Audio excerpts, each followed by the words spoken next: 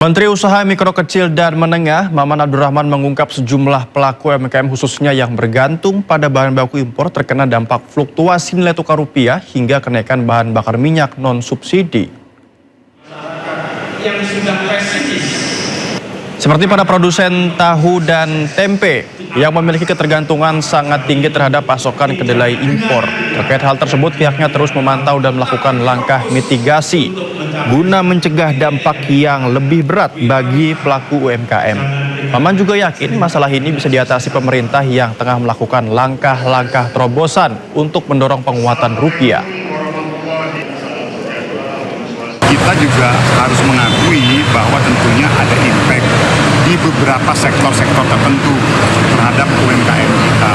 Namun sampai hari ini tentunya kita dari Kementerian UMKM bersama-sama dari Kementerian Keuangan dan BI akan terus melakukan monitoring dan mitigasi dan penanganan komunikasi macam. Nah, sektor apa aja yang terdampak, Pak? Kenapa? Sektor apa aja yang terdampak? Ya sampai saat ini sih kalau kita lihat ya yang sekarang muncul kan pedagang tempe, tahu tempe kita. Karena memang ketergantungan kita terhadap bahan baku impor kedelai memang tinggi di situ. Sampai saat ini memang itu. Yang kedua, yang kalau beberapa waktu yang lalu kan plastik, namun sekarang kan sudah kembali lagi kan. Artinya begini, kita sadar, kita mengerti dan memahami bahwa tentunya ada impact, namun yang terpenting kami pemerintah tidak akan tinggal diam dan akan terus melakukan mitigasi untuk mencegah dan mengantisipasi dampak-dampak yang memang bisa berdampak kepada UMKM kita. Presiden Prabowo Subianto juga menghadiri Musyawarah Nasional Himpunan Pengusaha Muda Indonesia atau HIPMI. Dalam sambutannya, ia membahas keterkaitan HIPMI dengan ekonomi Indonesia saat ini.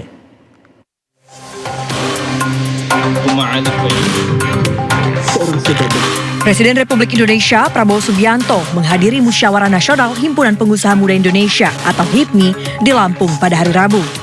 Ia menyampaikan kata sambutan dalam pembukaan Munas tersebut. Prabowo menegaskan tak ada bangsa yang bisa maju tanpa rasa nasionalisme. Untuk itu, HIPMI sebagai wadah pengusaha muda Indonesia dinilai berperan penting dalam pembangunan bangsa Indonesia. Prabowo juga menilai saat ini sistem ekonomi Indonesia telah menyimpang dari cita-cita pendiri bangsa yang tertuang dalam pasal 33 Undang-Undang Dasar 1945. Saya sangat yakin kita laksanakan pasal 33 tentunya dengan arif, dengan bijaksana, tapi kita laksanakan.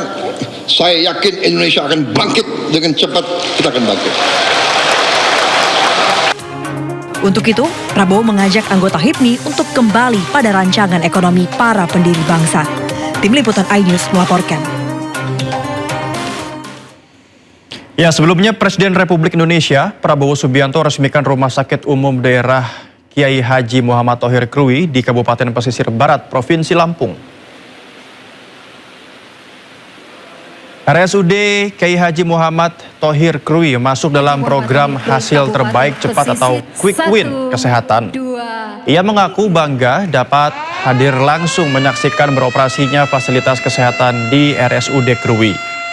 Rumah sakit ini ditingkatkan dari tipe D menjadi tipe C, pemirsa, serta menjadi salah satu dari 66 lokus nasional program PHTV. RSUD ini merupakan satu-satunya lokus di Lampung.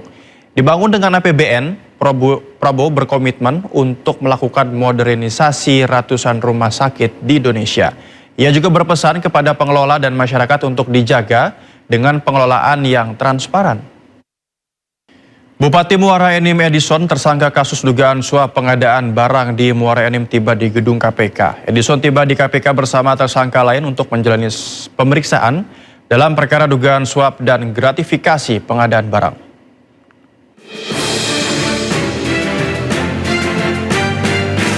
Bupati Muara Enim Edison bersama tersangka lain, Kohri Erin Hardi yang merupakan marketing PT Millennium Solusi Abadi, tiba di Gedung Merah Putih KPK pada Rabu pukul 10:30 malam untuk menjalani pemeriksaan oleh tim penyidik.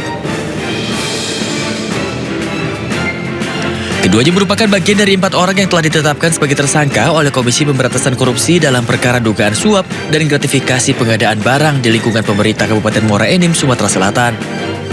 Penetapan tersangka dilakukan setelah Edison dan kawan-kawan terjadi dalam operasi tangkap tangan yang digelar KPK pada Senin lalu. Hingga saat ini pihak KPK masih belum memberikan keterangan resmi terkait pemeriksaan para tersangka. Dari Jakarta, Kia De La Rosa, Rama Romadona, iNews melaporkan. Masih terkait kasus dugaan suap di Pemkab Muara Enim, pemirsa, KPK juga menggelar operasi tangkap tangan di lingkungan Badan Pemeriksa Keuangan atau BPK. Hasilnya, 5 aparatur sipil negara BPK ditangkap KPK dan penyidik segera menetapkan tersangka. 5 orang ini merupakan ASN dari Badan Pemeriksa Keuangan. Saat ini pihak-pihak yang diamankan masih dilakukan pemeriksaan secara intensif dan siang tadi sudah dilakukan ekspos dan diputuskan atas penyelidikan tertutup ini diputuskan untuk naik ke tahap penyidikan berdasarkan bukti permulaan yang cukup dan sah. Selanjutnya nanti penyidik akan menetapkan pihak-pihak yang bertanggung jawab yang kemudian ditetapkan sebagai tersangka dalam perkara dugaan suap di Pemkab Muara Enim, Sumatera Selatan kepada oknum-oknum di Badan Pemeriksa Keuangan. 4 tentara penyiram aktivis Andri Yunus masing-masing divonis 1,5 tahun penjara hingga 3 tahun penjara. Selain itu, 2 dari 4 terdakwa juga dipecat dari dinas militer.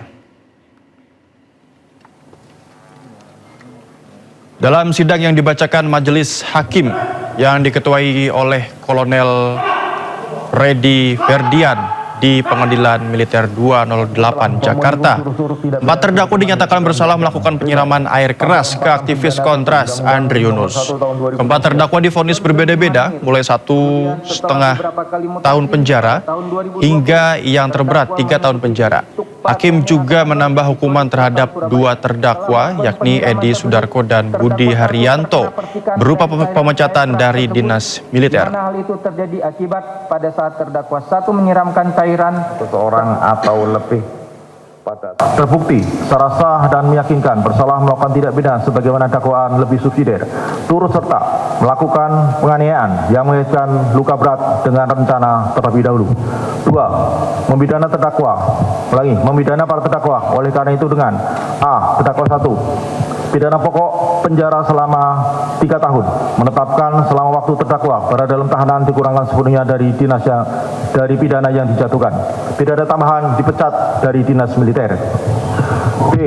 Terdakwa 2. Pidana pokok penjara selama 2 tahun dan 6 bulan, menetapkan selama waktu terdakwa berada dalam tahanan dikurangkan seluruhnya dari pidana yang dijatuhkan.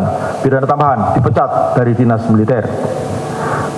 C. Terdakwa 3. Pidana penjara selama 2 tahun, menetapkan selama waktu terdakwa berada dalam tahanan dikurangkan seluruhnya dari pidana yang dijatuhkan.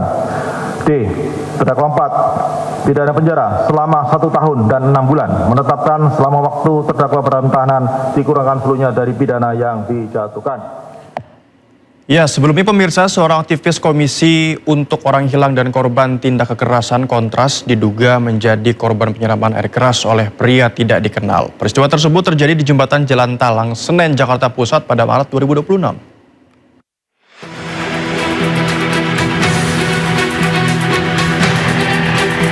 Rekaman CCTV menunjukkan saat aksi penyiraman air keras terhadap seorang aktivis Kontras Andri Yunus terjadi di jembatan Jalan Talang, Senen, Jakarta Pusat. Korban yang mengendarai sepeda motor tiba-tiba histeris sambil menjatuhkan kendaraannya. Diduga korban merasakan panas terbakar akibat disiram air keras oleh 2 pria tak dikenal yang berboncengan sepeda motor. Insiden tersebut terjadi sekitar pukul 11 malam saat korban akan pulang ke rumah usai mengikuti kegiatan di gedung YLBHI Jakarta. Korban pun harus menjalani perawatan intensif di rumah sakit akibat luka bakar hingga 24%. Tim Liputan iNews melaporkan.